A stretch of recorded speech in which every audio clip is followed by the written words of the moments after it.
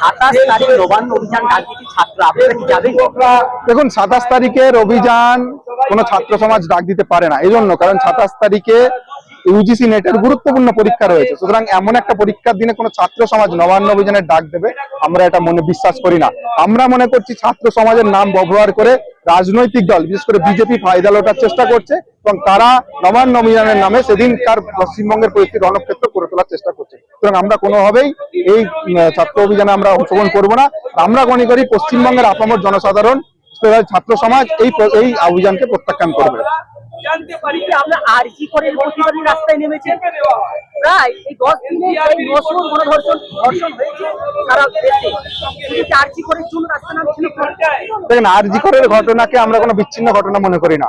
আমরা মনে করি আরজি করের এই ঘটনা ঘটার আগে আমাদের চোখের সামনে হাতরাসের ঘটনা ঘটেছে, উন্নাবের ঘটনা ঘটেছে, মহারাষ্ট্রের একটা বাচ্চা মেয়েকে ধর্ষণ করার মতো ঘটনা ঘটেছে।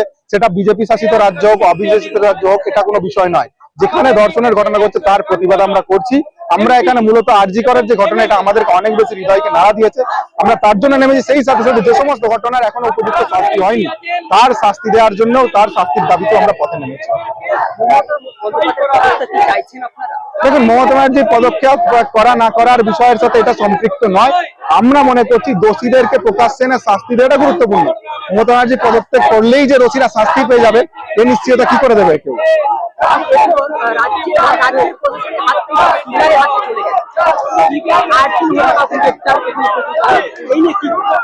সিবিআই এর কোন বিষয়ে তদন্ত করা আজকে প্রথম নয়। এর আগে দেখেছি আমরা সিবিআই বিভিন্ন বিষয়ে তদন্ত করেছে, তারা সময়ের মধ্যে তদন্ত শেষ করতে পারেনি। তো আমরা মনে করি সিবিআই তদন্ত করুক, এনআইএ এর হাত ধরে করা হোক, আর পশ্চিমবঙ্গ রাজ্য পুলিশ করুক, অবিলম্বে তদন্ত শেষ করাটা গুরুত্বপূর্ণ। এবং সিবিআই কে আমরা এখন ভরসা এই জন্য রাখছি কেন মহামান্য আদালত সিবিআই কে দায়িত্ব দিয়েছে। আমরা মনে করছি সিবিআই তার সময়ের মধ্যে তার এই তদন্ত শেষ করবে।